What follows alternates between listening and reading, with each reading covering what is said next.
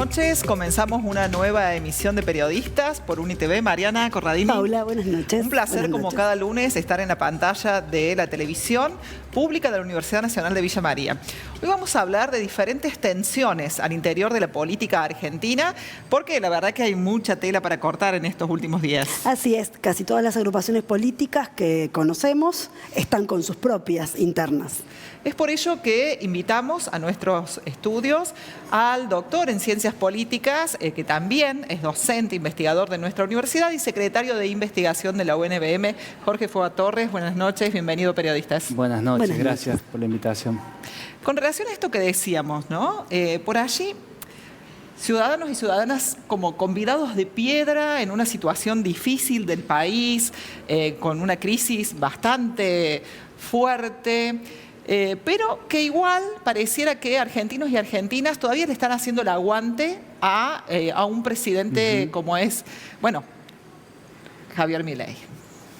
Sí, yo creo que hay dos grandes dimensiones de análisis en lo que nos pasa.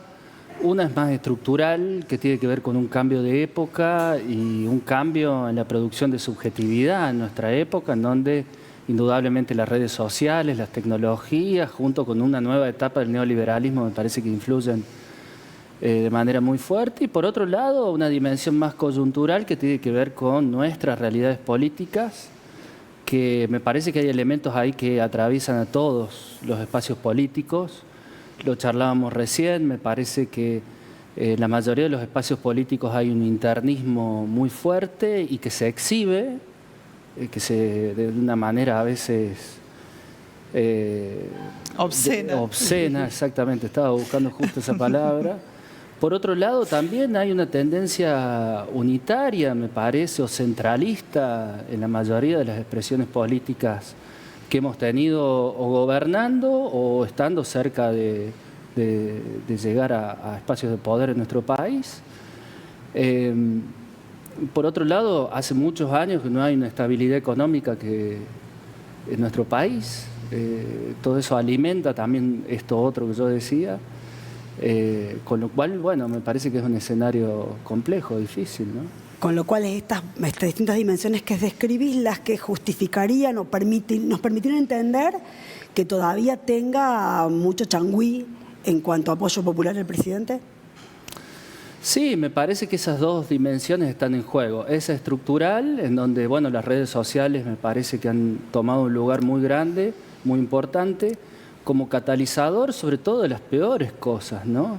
Nosotros suponíamos por ahí que en esta época, con otras herramientas comunicativas, nos íbamos a llevar mejor o iba a aparecer algo mejor en términos de la humanidad, pero no, aparecen cosas peores.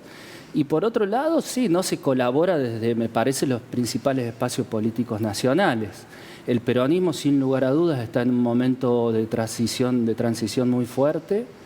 Me parece que con un fin de ciclo de lo que conocimos como la hegemonía del kirchnerismo dentro del peronismo y con el gran interrogante acerca de lo que vendrá.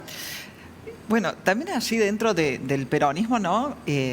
Lo que se ve, o por lo menos quienes se muestran, a nivel nacional hablando, también decimos, bueno, Guillermo Moreno, estas cuestiones de pensar que son de la vieja guardia. ¿Y cuáles son esos emergentes? ¿O quiénes son los emergentes en el peronismo a nivel nacional, ¿no? Después vamos a profundizar en Córdoba, que son unos de las investigaciones de nuestra universidad. Bueno, ahí me parece que de la hegemonía kirchnerista de todos estos años, dentro del peronismo, lo que siempre quedó afuera a nivel del peronismo nacional fue el peronismo de Córdoba. Eso me parece que hoy coloca al peronismo de Córdoba en un lugar diferente. Obviamente el ocaso del kirchnerismo, que a mí me parece que ya es evidente, y sobre todo con esta pérdida de brújula, digamos, porque hay elementos que van hacia Guillermo Moreno, también hablábamos recién Berni, otros que aparecen más, digamos, de una expresión más de centro-izquierda, pero todo muy difuso. Hace muchos años me parece que la conducción no está tan clara dentro del peronismo kirchnerista y me parece que ese ocaso, esa caída, da la oportunidad al otro peronismo que existió durante todos estos años, digamos como un lado B del peronismo nacional, que es el peronismo de Córdoba, que justamente me parece que se distingue en estos puntos que yo decía recién. No es un peronismo que ostente ese internismo o que lo haga o que lo exhiba, y al mismo tiempo, bueno, se ha mantenido, digamos, al margen, ¿no? Como una cuestión por fuera del kirchnerismo. Está bien, esto que vos mencionas encarna para el peronismo cordobés un desafío que es de nacionalizarse. De alguna forma ya se logró o se intentó con la candidatura de Juan Schiaretti, pero sería necesario como una construcción de mayores consensos a lo largo y ancho del país. Sí, indudablemente, ¿no? Me parece que siempre la apuesta del peronismo de Córdoba, me parece que con algún impas en el momento previo al fallecimiento de De la Sota, fue llegar desde fuera, ¿no? A lograr en algún momento hegemonizar el peronismo nacional. Por eso nunca se incorporó. Bueno, habrá que verlo, si está a la altura y si está en condiciones de hacer eso. Pero hoy, al menos a mi modo de ver, es difícil pensar en algún referente dentro del peronismo kirchnerista que pueda articular, ¿no? Todos los elementos. No. El gobernador de Buenos Aires no. Bueno, sí, me parece difícil, ¿no? Me parece difícil no por la imagen o por la gestión de Kicillof, sino por la misma dinámica interna del kirchnerismo, ¿no? En los últimos años hemos notado un enfrentamiento, bueno, a la luz del día y casi cotidiano, que derivó en lo que fue el último gobierno de Alberto. Sí, y con la mácula, con la última de, bueno, esta situación de Alberto Fernández desde el punto de vista de lo privado, pero que sin duda es, digamos, un lugar en el espacio público. Exacto. Claro, la foto uno podría decir, bueno, fue un síntoma de un mar de fondo que había, evidentemente, ¿no? Sí, eso es penoso, la verdad, para todos los que de alguna manera acordamos con expresiones políticas más de tinte nacional popular, digamos, sí, es lamentable. ¿Vos crees que esa situación efectivamente influye en ponerle como el punto final a una etapa, o que sin llegar a ese punto de la cuestión privada evidenciada de este expresidente, igualmente estábamos en el ocaso? Sí, yo creo que es el golpe de gracia, ¿no? Yo creo que es el golpe de gracia. A mí me parece que desde hace tiempo, a ver, a mí me pareció muy problemático del gobierno de Alberto la foto que apareció del cumpleaños de Fabiola, pero también me pareció muy grave que el ministro de Economía renuncie durante un discurso a la vicepresidenta, ¿no? Me parece que son cosas que generan un sinsentido. Y esta es una época en donde justamente lo que predomina es el sinsentido. A veces uno ni siquiera tiene un sentido, es difícil darle un sentido a la vida incluso, ¿no? En la declinación de la familia, de las instituciones tradicionales. Entonces, bueno, alguien tiene que dar un sentido. Vino Milei, que de alguna manera da un sentido bastante difícil de sostener para mi modo de ver, en el tiempo sobre todo, pero bueno, me parece que el peronismo ahí necesita construir una idea futuro y sobre todo un sentido, ¿no? Y va a ser desde un peronismo progresista. No sé, yo creo que será de un peronismo lo más amplio posible, me imagino, y sobre todo me parece difícil que venga de Buenos Aires, ¿no? Hemos tenido, el kirchnerismo se ha apoyado mucho en el AMBA, después el macrismo se apoyó en la ciudad de Buenos Aires principalmente. Bueno, ahora Milei sería en la fuerza del cielo. Bueno, yo creo que llegará algún momento que el interior, mal llamado interior del país, tenga algún protagonismo, ¿no? Nos están indicando, Jorge, muchísimas gracias. Vamos a la primera pausa y volvemos con el segundo bloque de periodistas.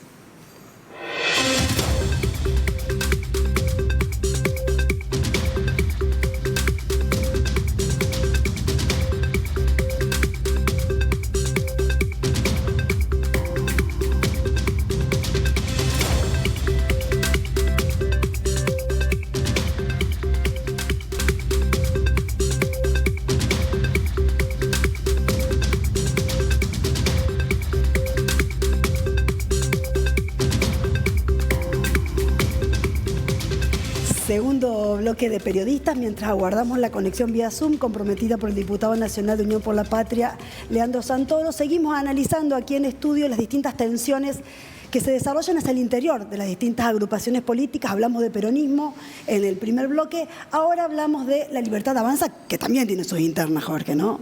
Claro, esto que decía al principio de que el internismo se da en todas las fuerzas políticas, en La Libertad Avanza también se da, y también se da de una forma obscena, bueno, desde prácticamente antes que asuma. Milei empezamos a ver la interna entre él y la vicepresidenta. Y de vuelta, ahí me parece que hay dos niveles de análisis. Uno es lo que se le demanda a Milei, que me parece que Milei viene a ejercer un lugar de un amo cruel.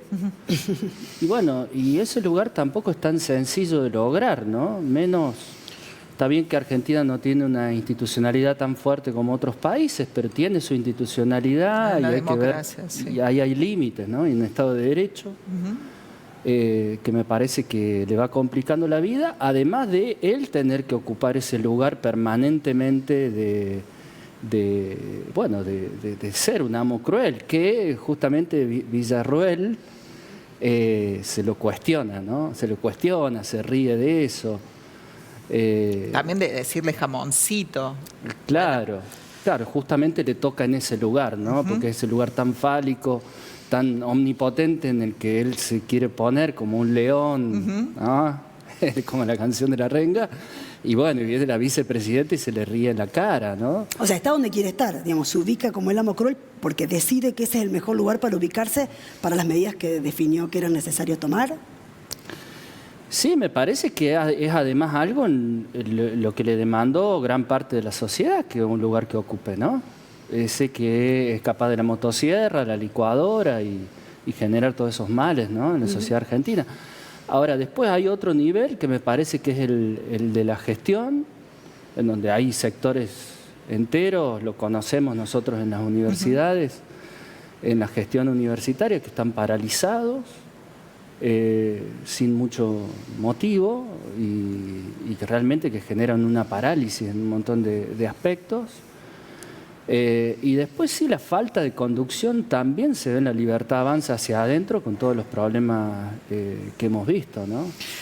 Por allí en esto que decías y cuando describíamos las tensiones, ¿no? Esto de ser el amo cruel y de lo que supuestamente él asume o como se autopercibe, pero en realidad esa crueldad pensada hacia los ciudadanos y las ciudadanas, diciendo de la motosierra, del corte, ¿no? Para algunos sectores, pero por otro lado, con un fondo reservado de 100.000 millones de dólares para la CIDE, que ya fueron devengados, además el 80%.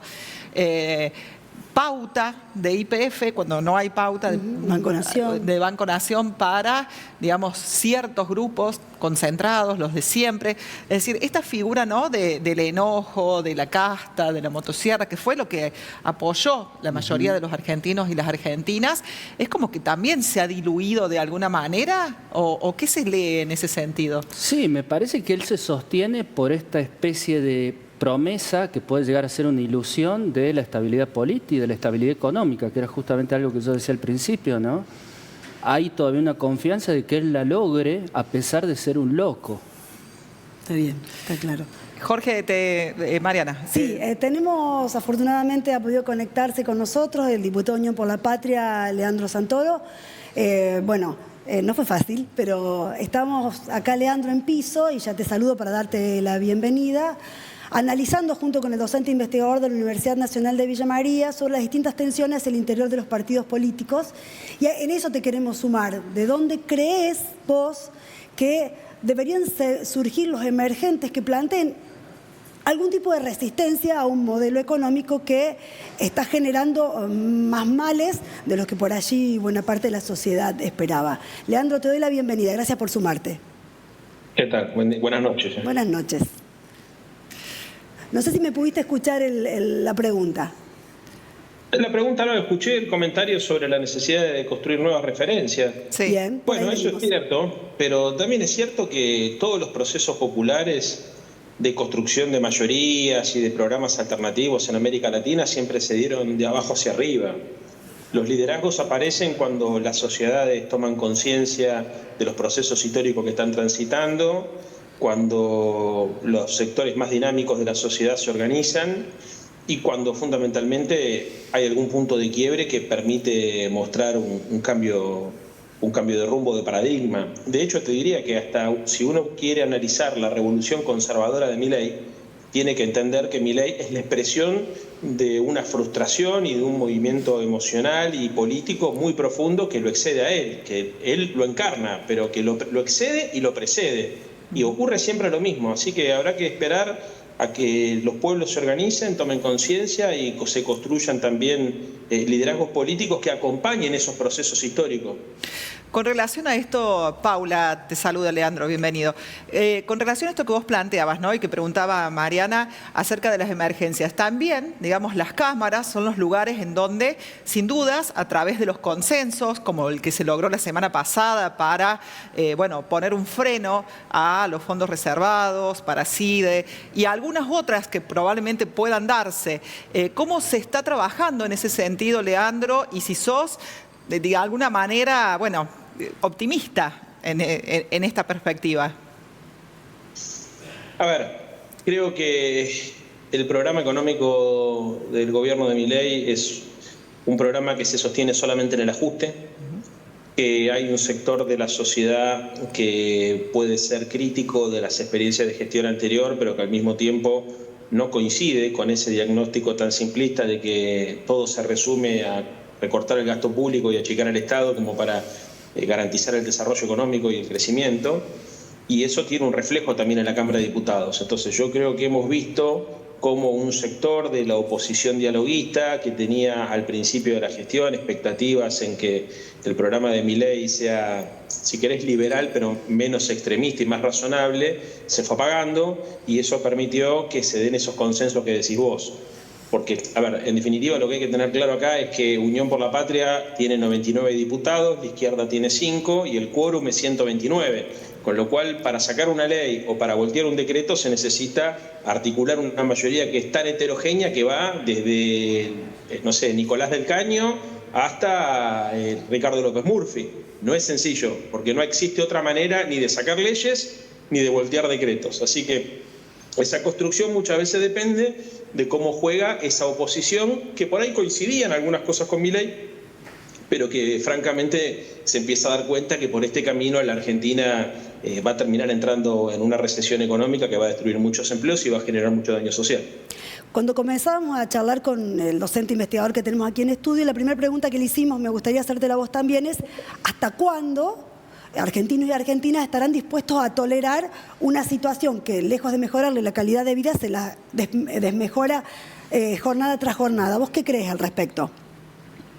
A ver, que Milei tuvo más aciertos políticos que económicos, entonces ha logrado articular una esperanza alrededor de un programa muy disruptivo, y esa esperanza es legítima. O sea, yo no comparto obviamente ninguna de las políticas que propone Milei, tampoco termino de entender cómo puede ser que sectores que están siendo agredidos por su política económica lo acompañen, pero lo cierto es que más allá de mi apreciación subjetiva, cualquier gobierno que lleve 8 meses de gestión y que además ha logrado determinados logros, como yo creo que hay que reconocerle al presidente Milei, que ha logrado, por ejemplo, sacar leyes importantes, articular con sectores políticos muy diversos, con el PRO, con el radicalismo. Entonces es obvio que esa esperanza va a tener un efecto, y desde la perspectiva nuestra a veces es difícil de entenderlo, ¿no es cierto? Porque nosotros vemos, si querés, un exceso de pasividad de parte de sectores que están siendo agredidos.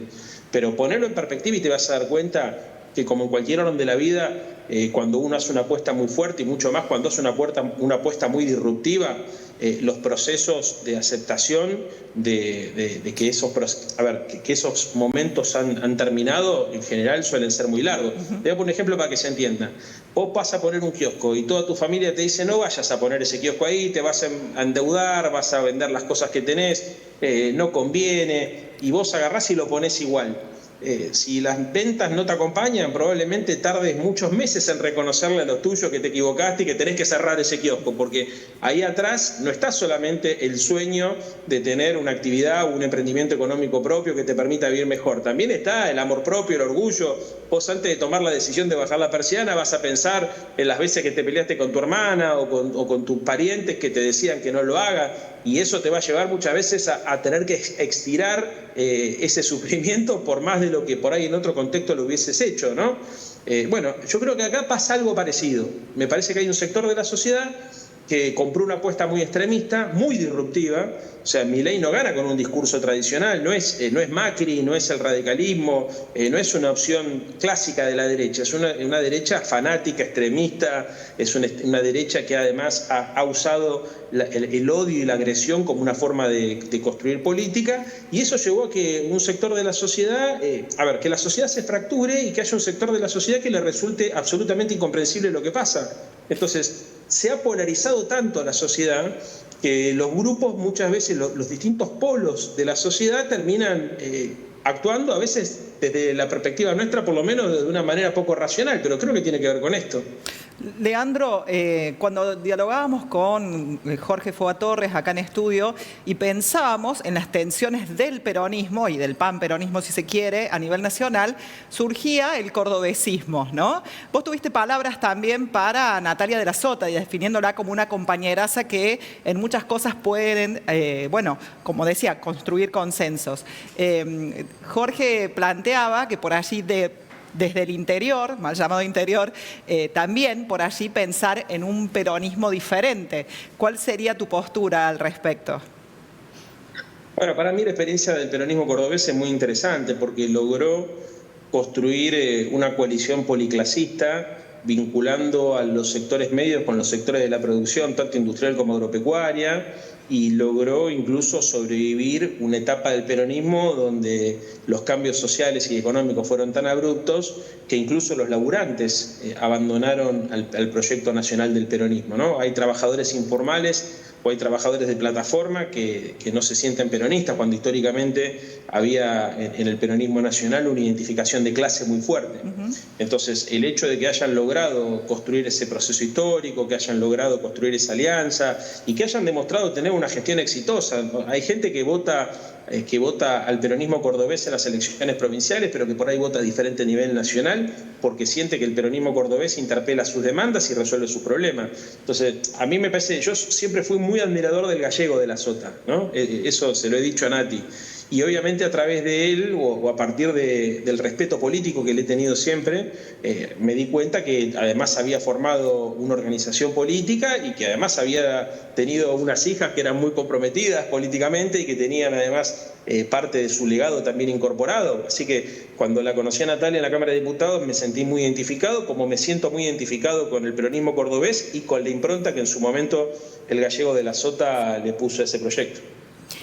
Pensando ya en lo que vendrá, y tanto te interpelo a vos, Leandro, como acá a Jorge en piso, ¿por dónde deberían surgir los emergentes que permitan pensar una reconstrucción de algunos espacios políticos que hoy están diezmados, golpeados, casi pidiendo la hora? No sé si querés... Que puedan reconformar esa esperanza, ¿no? También que planteabas vos, Leandro. Pero, ¿sabes qué? Yo te pido una cosa. No busquemos más salvadores, ni padres, ni líderes preclaros que nos conduzcan hacia la victoria o hacia el paraíso. Porque es parte del problema. Los líderes, cuando hay procesos históricos, aparecen de abajo hacia arriba, como te decía recién. Creo que es un error. Reclamar que aparezca una figura que organice a la oposición y que le dé un programa y que le dé una mística. Uno me parece que lo que tiene que trabajar como militante político y los intelectuales como intelectuales y los comunicadores como comunicadores es en la construcción del pensamiento crítico. Cuando hay pensamiento crítico, cuando hay análisis político, aparecen solos, primero los movimientos y después los liderazgos. Porque los liderazgos, cuando no son producto de un proceso histórico y social, suelen tener pie de barro. Entonces, ojo con eso. Yo entiendo que hay redes sociales hoy, hay gente que participa en los medios, hay líderes sociales también, líderes sindicales muy importantes, pero ese es un proceso que se da de manera espontánea, no se direcciona. A ver, Raúl Alfonsín no aparece en la política argentina como consecuencia de un armado de laboratorio. Tampoco aparece Néstor Kirchner de esa manera. Ninguno de los líderes políticos que fueron importantes y que marcaron los últimos 40 años de la democracia argentina fueron producto de ensayos de laboratorio. En general fueron producto de procesos históricos y fueron los pueblos los que los llevaron a ese lugar. Entonces yo creo que lo que nosotros tenemos que buscar acá es básicamente recuperar la iniciativa política, recuperar la rebeldía, recuperar la profundidad política y teórica, y no quedarnos solamente en la chicana y en los códigos de las redes sociales, porque eso es lo que va a dificultar la aparición no solamente de un liderazgo, sino de un movimiento cultural que venga a poder reparar el daño que está haciendo hoy el anarcocapitalismo que nos gobierna. Entonces, seamos precisos en esto. Yo sé que por ahí es más fácil decir, bueno, el liderazgo va a surgir de tal provincia o va a surgir a partir de que se dé tal hecho histórico, pero me parece que es insistir en parte de los problemas de nuestro país. O sea, nosotros tenemos que construir necesariamente una alternativa política de otra manera. Yo no creo en los liderazgos que emergen de la mañana a la noche, y mucho menos los que emergen de laboratorio. Y creo que siempre que se trató incentivar ese tipo de liderazgos, se fracasó. O sea, los líderes aparecen, y aparecen en los momentos históricos adecuados. Este es un gobierno que lleva 8 meses. O sea, yo creo que también hay otro error en la dirigencia política argentina y en un sector de los medios de comunicación de sostener que hay que tener una alternativa de gobierno ya como si las elecciones presidenciales fueran mañana. El año que viene recién vamos a tener elecciones a senadores y a diputados, que van a ser 24 elecciones provinciales. Ahí se van a empezar a definir algunos liderazgos, porque evidentemente se va a empezar a movilizar la sociedad en función de una discusión política que va a ser si uno quiere acompañar al gobierno de Milei o si lo quiere controlar y ponerle un límite. Y después, en función de eso, van a aparecer los liderazgos de proyección nacional. Pero es un proceso histórico. O sea, a ver, hace 8 meses que está gobernando Milei. Yo sé que parece que hace 8 años para mucha gente, pero me parece que sería muy artificial suponer que de la mañana a la noche, después de haber perdido una elección, el peronismo se puede reorganizar y encontrar un liderazgo. Puede tener referencias, puede tener líderes que ayuden a ordenar la discusión o a construir corrientes de pensamiento. Pero los liderazgos nacionales, los liderazgos populares, los liderazgos transformadores surgen siempre de abajo hacia arriba y en el momento justo. Está claro. Jorge. Sí, en línea con lo que dice Leandro, o complementando quizás, yo creo que la política no puede renunciar al consenso, ¿no? Y me parece que en ese sentido, además de los movimientos populares, también me parece que tiene que haber instancias en donde se construya desde ese lugar. Yo vengo de la tradición, me formé con toda la teoría de Ernesto Laclau, la teoría de la hegemonía, pero no se puede vivir solo del antagonismo. En algún momento hay que construir con el diferente, con el otro, y desde ahí generar una alternativa, ¿no? Se nos acaba el Y bueno, a ver, pero incluso desde la teoría de Laclau, que obviamente yo también la he estudiado, los acontecimientos se van encadenando. Lo que Laclau llama la cadena equivalencial se articula a partir del surgimiento de un hecho en particular, de un significante hegemónico, que es el que en algún momento articula un montón de demandas. ¿Esto qué significa?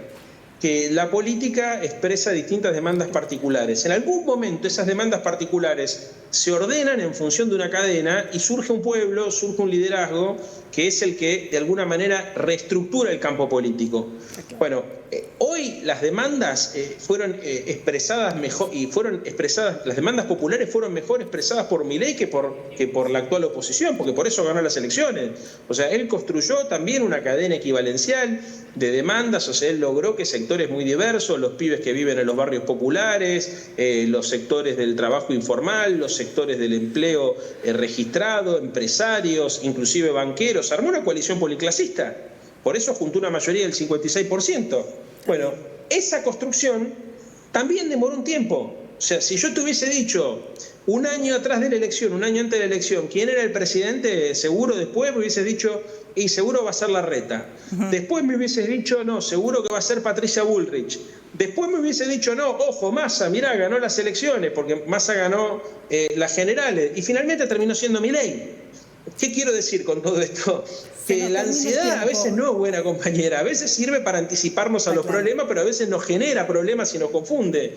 En la Argentina son los pueblos, son los distintos grupos sociales, es el pueblo cuando se constituye, se organiza y se articula el que define quién lo representa. No lo define ni la burocracia partidaria, ni los medios de comunicación, ni los gurúes, ni los consultores. Lo definen siempre los pueblos. Te tengo que interrumpir porque lamentablemente se nos acabó el tiempo. Seguiríamos hablando hasta mañana a la tarde con ambos, pero bueno, el programa se termina. La verdad que es cierto, ¿no? Que bueno, por allí la ansiedad nos domina y no parecen 8 meses, sino 8 años. Y tal cual lo decía Leandro Santoro recién en el Zoom. Muchísimas gracias por tu tiempo, por haber atendido a periodistas. Gracias, Jorge Foa Torres, aquí en estudio. Muchísimas gracias a aquellas personas que están del otro lado de la pantalla.